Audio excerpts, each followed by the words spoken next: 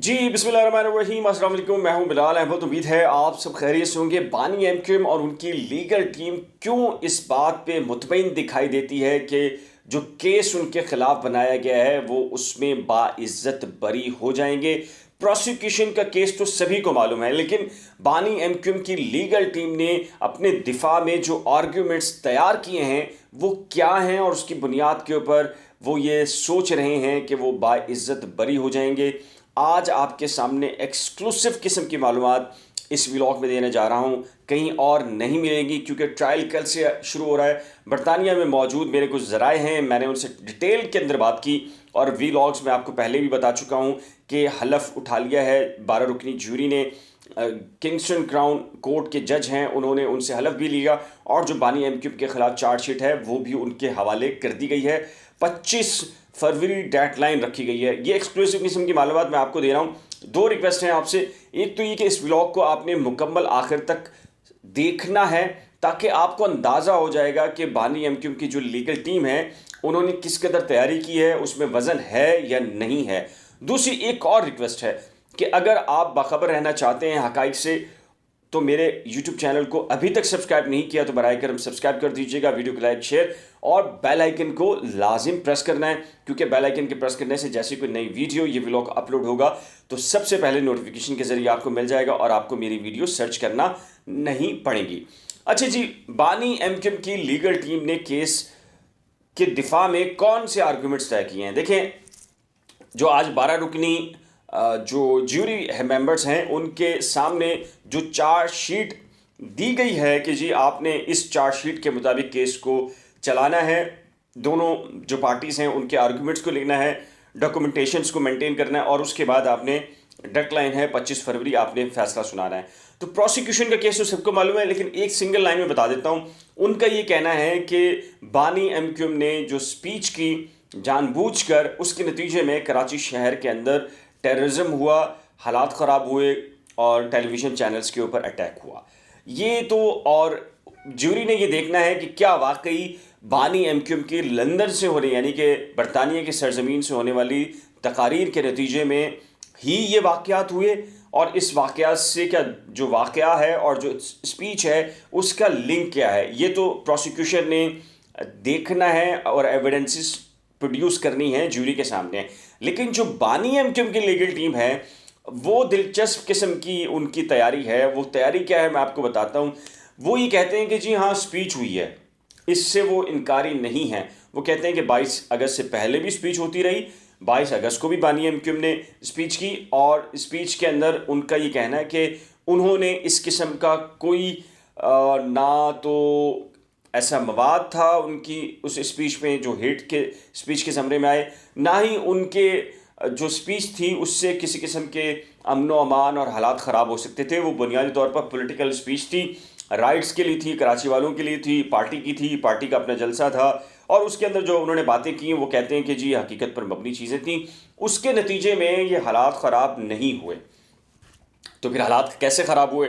तो जो तैयारी की है बानी एमक्यूएम की जो लीगल टीम्स ने उनका ये कहना है कि जी ये दावा कि 2 टेलीविज़न चैनल्स के ऊपर अटैक हुआ, एक एमक्यूएम का जो कारकुन है वो मारा गया। तो वो ये कहते हैं कि जी ये हमारी यानी कि बानी एमक्यूएम की स्पीच के नतीजे में नहीं हुआ, बल्कि ARY पे अटैक का तो जो वो बयान दे रहे हैं और जो कल आर्ग्यूमेंट्स होंगे वो ये कहते हैं इसका मसला ये है कि नवाज़ शरीफ की हुकूमत थी जब ये इंसिडेंट हुआ और ARY न्यूज़ जो है वो नवाज़ शरीफ के अगेंस्ट चल रहा था। तो इसलिए नवाज़ शरीफ ने इस स्पीच की आड़ में जो आप इदारे हैं जो कानून नाफिज करने वाले इदारे हैं उनको इस्तेमाल किया और बहाना बनाया बानी एमक्यूएम की स्पीच को और अटैक करवा दिया ARY के ऊपर। उनका ही कहना है कि जो ARY में जितने लोग गए थे जिन्होंने तोड़फोड़ की वो हमारे कारकुनान नहीं हैं, हम नहीं जानते। फिर दूसरी वो दलील देते हैं कि अगर ARY के अंदर लोग काम करने वाले थे और वो हमारी पॉलिटिकल पार्टी के थे तो फिर पाकिस्तान की जो हुकूमत है, कानून नाफिज करने वाले इदारे हैं, उन्होंने उनको बेनकाब क्यों नहीं किया, उन्हें क्यों नहीं सज़ाएं दिलवा पाए। एक तो ये वो दलील है जो तैयार की है उन्होंने।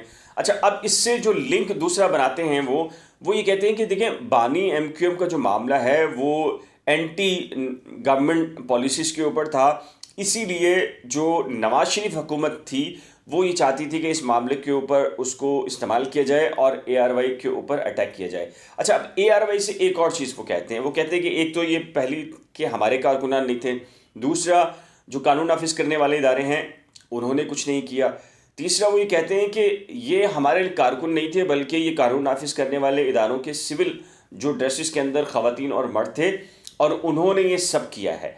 अब जो प्रोसिक्यूशन है, अब उन्होंने ये साबित करना है कि बानी एमक्यूएम तो कह रहे हैं कि मेरी स्पीच हुई है, तो स्पीच के नतीजे में जो उठकर कराची प्रेस क्लब से ARY गए या दूसरे चैनल पे गए या हंगामा राय की, वो आया एमक्यूएम की या बानी एमक्यूएम की डायरेक्शन पे वो कार्रवाई की, और आया क्या वो वाकई एमक्यूएम के लेबर थी, वर्कर थे, कारकुनान थे या नहीं थे। तो डेफिनेटली इसको साबित करना अब बहुत बड़ी जिम्मेदारी है प्रोसिक्यूशन की। अब यहाँ की जो एविडेंसेस हैं वो तमाम के तमाम फुटेजेस गई हैं, ARY में जो तोड़फोड़ हुई है, लोगों की, कारकुनान की तस्वीर हैं वो प्रोसिक्यूशन ने लगाई है। इसके साथ पूरी की पूरी जो स्पीच है बानी एमक्यूएम की उसका इंग्लिश में तर्जुमा किया गया है, वो भी लगाया गया है। लेकिन अब इस लिंक को जोड़ना है प्रोसिक्यूशन ने, इसको साबित करना होगा बानी एमक्यूएम की जो लीगल टीम के आर्ग्यूमेंट्स के नतीजे में कि जो स्पीच हुई उसके बाद जो कारकुनान उठ के गए, कि आया वही कारकुनान थे जिन्होंने ARY में तोड़फोड़ की या कोई और थे। अगर वो कोई और लोग थे तो इसका जो दिफा करना है वो बानी एमक्यूएम की लीगल टीम ने करना है और इसको साबित जो है वो प्रोसिक्यूशन ने करना है कि वही है। अच्छा, हमारी ज़राए मुख्तलिफ लोगों से बात हुई, उनका ये कहना है कि बानी एमक्यूएम और उनकी जो लीगल टीम है वो इस बात पे मुकम्मल पुरुमीद हैं और वो ये कहते हैं कि उनके अगेंस्ट जो केस है बुनियादी तौर पर वो एक हल्का केस है, और वो ये समझते हैं कि अगर जिस नौयत के उन्होंने आर्गूमेंट्स को तैयार किया है उसके नतीजे में वो बाइज्जत बरी हो जाएंगे।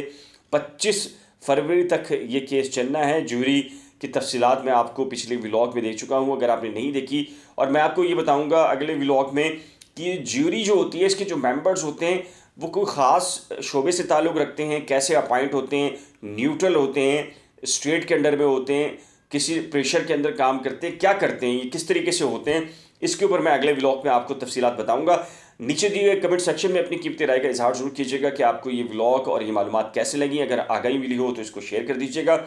आखिर में एक बार फिर रिक्वेस्ट है कि अगर आपने मेरे YouTube चैनल को सब्सक्राइब नहीं किया तो बराए करम सब्सक्राइब, वीडियो को शेयर, लाइक और बेल आइकन को लाजिम प्रेस कीजिएगा। एक नए व्लॉग के साथ जल्द मिलेंगे, तब तक के लिए अल्लाह हाफिज़।